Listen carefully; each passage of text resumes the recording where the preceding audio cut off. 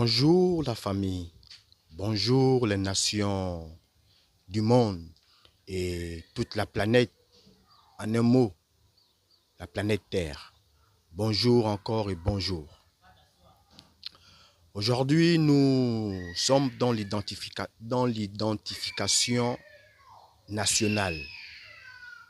Vous voyez, l'identification nationale, qu'un être humain ne doit jamais être en manque. Parce qu'un être humain qui vit dans un pays et que ce pays se respecte devait jamais être en manque d'une pièce d'identité nationale qui lui permet d'avoir des avantages dans son pays le concernant.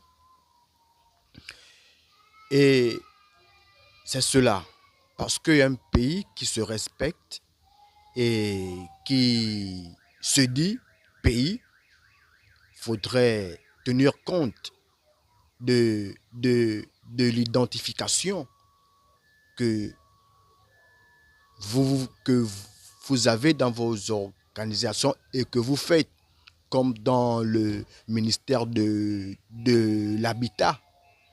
Parce que c'est ce ministère, sûrement, plus précisément en Afrique, ce ministère de l'Habitat qui est à la gestion pour moi de connaître quel nombre de population il y a dans telle province de son pays et quel nombre d'habitants il y a dans tel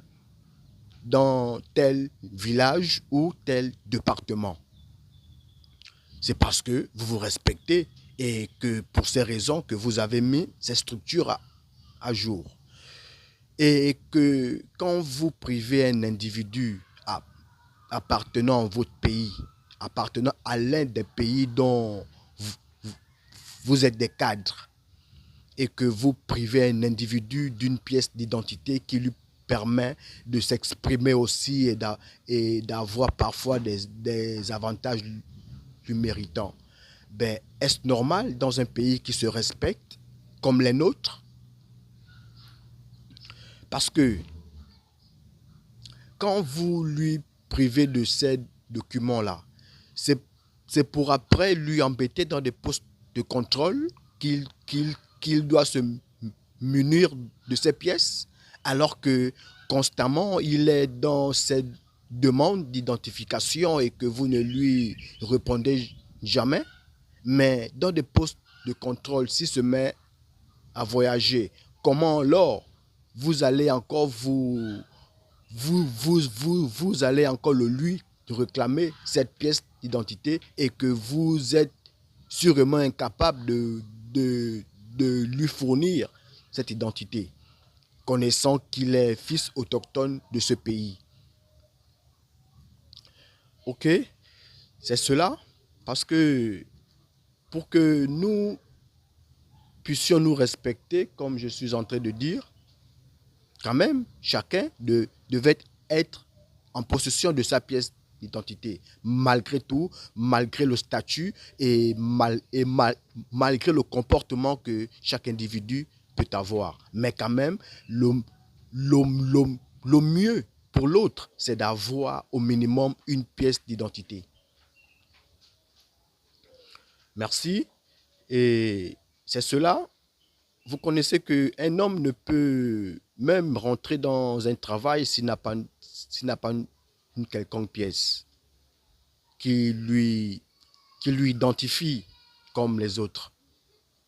Et pour qu'il travaille, pour qu'il ait accès à un travail, il faudrait qu'il ait une pièce d'identité ou encore un jugement ou un acte de naissance. Mais quand il n'a rien de tout ça et qu'il vit dans un pays, ben, sûrement vous ne lui considérez pas. Et que si vous ne lui considérez pas, c'est que vous ne vous respectez pas, parce qu'il est humain comme vous et constamment il vient dans des demandes dans vos administrations pour que vous lui fournissez ses papiers et que toujours vous lui faites balader et vous voulez toujours qu'il soit en manque de ces papiers qui va lui permettre d'avoir de l'emploi et payer des factures comme d'autres aussi le font. Mais quand vous lui privez de ça, cela prouve que des pays africains encore ne se respectent pas, malgré qu'ils prônent le respect. Ok, mais quand même, mon point de vue dans tout ça, j'aimerais que vous, les cadres, faites ces campagnes de sensibilisation, d'identification dans tous les coins de vos pays, même dans les fins fonds des villages. Allez faire partir vos agents à ce que chaque individu ou chaque villageois puisse rentrer en possession quand même d'une pièce d'identité dans son pays.